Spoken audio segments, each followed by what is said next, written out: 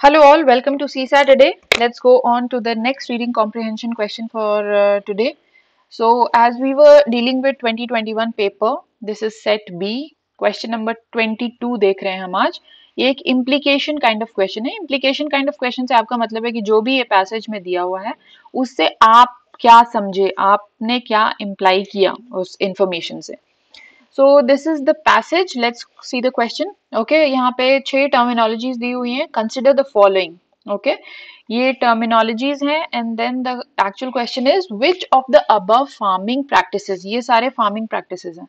Okay, which of the above farming practices can be compatible with agroecology as implied by the passage. Now from this we can understand कि ये passage agroecology की बात कर रहा है और ये सारे farming practices में थे. Agroecology से compatible कौन कौन सी practices हैं. Okay, let's go to the passage. You can pause the video for a couple of minutes, try to attempt and then get back. Okay, let's start reading. At the heart of agroecology is the idea that agroecosystems should mimic biodiversity levels and functioning of natural ecosystems. So ये कह रहा है कि agroecology जो एक field है उसके heart में है agroecosystems को मिमिक करना चाहिए, should be exactly like biodiversity levels and functioning of natural ecosystems. इनके जैसा अगर वो exactly रहेगा then only it will be good. Okay, such agricultural mimics like their natural models अपने natural model की तरह can be productive, pest resistant, nutrient conserving and resilient to shock and stress. So ये जो mimic है, ये जो mimic हम बनाने की कोशिश कर रहे हैं agroecology, वो अपने बिल्कुल नेचुरल मॉडल की तरह प्रोडक्टिव रहेंगे, pest resistant, nutrient conserving and resilient to shock and stress. ये वैसा ही रहेगा. ओके, इन इकोसिस्टम्स, हम नेचुरल इकोसिस्टम की बात कर रहे हैं. In ecosystems there is no waste, nutrients are recycled indefinitely. Natural जो इकोसिस्टम है उसमें कोई वेस्ट नहीं होता है. जो भी न्यूट्रिएंट्स है वो इनडेफिनेटली रिसाइकल होते रहते हैं. ओके, सो रिसाइकल होने का मतलब जो भी हम सॉइल से लेते हैं सॉइल में चला जाता है. So like that the loop continues. Okay, so agroecology aims at closing the nutrient loop. तो एग्रोइकोलॉजी क्या कर रहा है, नेचुरल इकोसिस्टम को मिमिक कर रहा है. Right, so now since it is mimicking, it also has to aim at closing the nutrient loop. उसको भी न्यूट्रिएंट लूप को क्लोज करने की जरूरत है. That is returning all the nutrients that come out of soil back to the soil, such as through application of farmyard manure. अब ये उसको कैसे मिमिक कर रहा है, farmyard manure के थ्रू. अगर आप farmyard manure अपने farming practices में use करेंगे so you will be closing the nutrient loop. It also harnesses natural processes to control pest and build soil fertility. That is through intercropping. Intercropping के through ये natural processes pest control और soil fertility को भी mimic करने की कोशिश कर रहा है. Agroecological practices includes integrating trees with livestock and crops. Third ये क्या कर रहा है कि trees, livestock और crops सबको एक साथ डाल के ये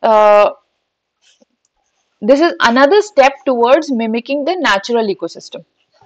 So this was the passage all about. Now as we saw that ये 6 farming practices दी हुई हैं और हमें देखना है कि which of the above farming practices can be compatible with agroecology. हमने agroecology इतना देखा कि वो किस तरह से मिमिक करने की कोशिश कर रहा है इकोसिस्टम को. So अब we need to understand these farming practices. Now what are cover crops? Cover crops का मतलब होता है कुछ क्रॉप्स जो कि एक शेड प्रोवाइड करते हैं या तो दूसरे क्रॉप्स को या सॉइल को. सो एक नेचुरल इकोसिस्टम में भी अगर आप देखिएगा तो soil is most of the time covered with either grass और सम क्रॉप्स और something. So this is in alignment with agroecology and natural ecosystem. We'll go by this. Fertigation. Fertigation का क्या मतलब है, जब आप इरिगेशन करते हैं, इरिगेशन में क्या करते हैं, आप वाटर देते हैं प्लांट को.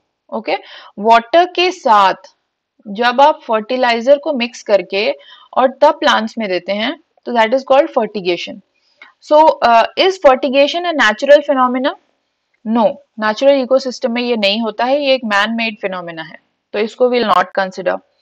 Now hydroponics. हाइड्रोपोनिक्स क्या होता है? हाइड्रोपोनिक्स ये होता है कि एक वाटर बेस्ड न्यूट्रिएंट सॉल्यूशन होता है जिसमें हम प्लांट्स को ग्रो करते हैं। सो ये जो होता है ये एक मैन मेड प्रोसेस है। एक नेचुरल इकोसिस्टम में हम पानी में प्लांट्स नहीं ग्रो करते हैं, हम सॉइल में प्लांट्स ग्रो करते हैं। So hydroponics can not be considered to be in alignment with agro ecosystem. So we'll not consider this as well. Mixed farming. Mixed farming से हमारा मतलब है जहां की क्रॉप्स प्लस लाइव स्टॉक दोनों साथ में रहें।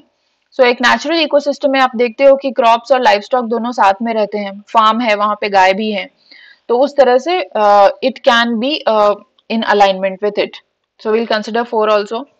Now polyculture. पॉलीकल्चर का क्या मतलब है?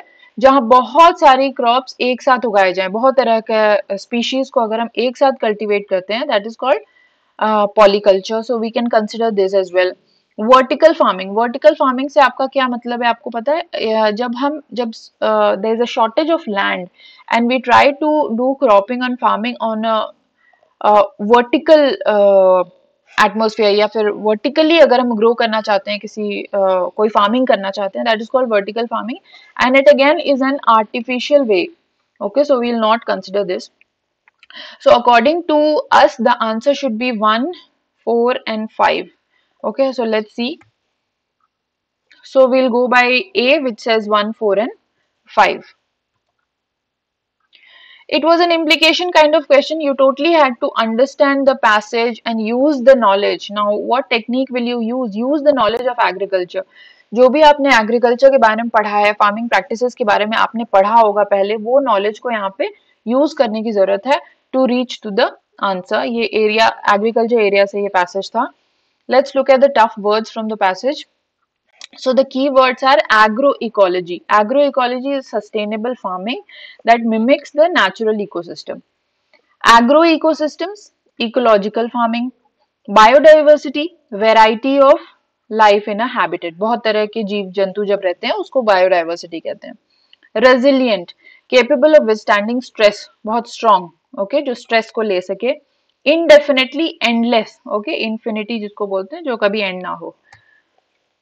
Closing the nutrient loop, returning all the nutrient to the soil. जैसा हमने बोला, जो भी आपने सॉइल से लिया वो वापस सॉइल को वापस दे दे, तो ये एक न्यूट्रिएंट लूप है.